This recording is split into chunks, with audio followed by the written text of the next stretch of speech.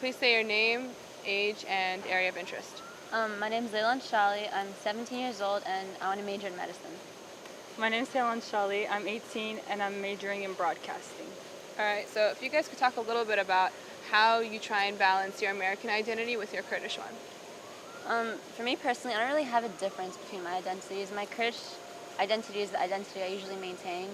Sometimes I'm usually act different with my American friends or with an American setting, but I don't really have a difference. It's the same person.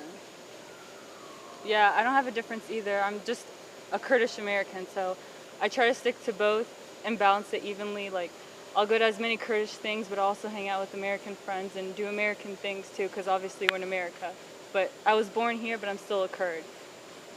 Do you guys feel like there's any sort of tension between those two identities? So do you feel like sometimes going to Kurdistan or going to certain Kurdish events that certain Kurds don't understand your American mindset because you were born and raised here, and vice versa, your American friends might not understand your Kurdish mindset or your Kurdish mentality?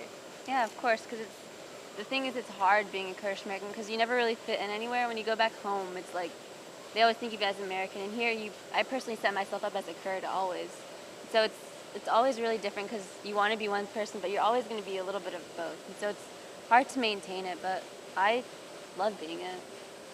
Yeah, I wouldn't have it any other way, but it's hard because when we go to Kurdistan, that's when we realize how westernized we are. You know, here I don't think I'm westernized because I feel so, I don't know, I feel so Kurdish, and then I go there and I realize how American I am, and I really feel Kurdish because I really don't have a home. Kurdistan, America, I don't, but it's fun balancing the two. Well, both of us actually by accident might have mentioned Kurdistan. So to you then, I would assume Kurdistan does exist. And if you do agree with that statement, to what extent do you believe it does exist, and how does it exist? Well, it doesn't have to exist with borders and flags and presidents and stuff. It's good to have those things, but as long as it's in the heart of the people and we still fight for it, that's all that really matters. Kurdistan, of course it exists. People might say it doesn't exist, but if it didn't exist, then we wouldn't really be talking about it. Kurdistan, it doesn't exist because of political boundaries and stuff, but if it didn't exist, a lot of history and stuff as we know it wouldn't exist. The Fertile Crescent is where Kurdistan started. Ancient Sumerians, the Noah's Ark landed in Kurdistan of Turkey. The leader of the Crusaders was a Kurd. One of the 7 ancient wonders of the world, the Hanging Gardens of Babylon, was made for the Kurdish bride of the king. So we are all in history, except we were never the winners or the victors of any war. So we never got to write our history. So nobody acknowledges our history, but as long as we're here and we can say that, then we do exist. So That's why we have to stay active in our community. yeah. So if you could give a piece of advice to other Kurdish youth who might be watching, both in our current community here in Northern Virginia and in other parts of the United States, what piece of advice would you give them to encourage them to remain active in their communities and not forget their identities?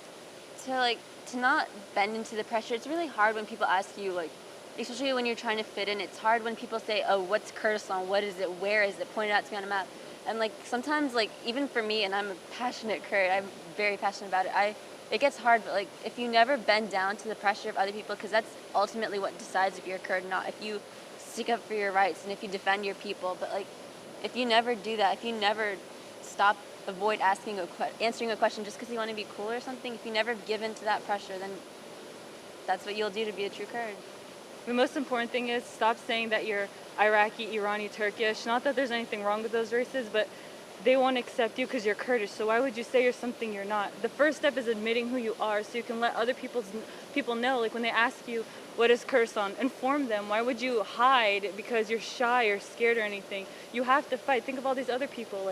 We wouldn't be here today if our parents, if our relatives weren't fighting. And education is the most important thing. So carry around your map if you have to with Kurdistan on it and say, here's the map. You're looking at the wrong map. Here's the right map.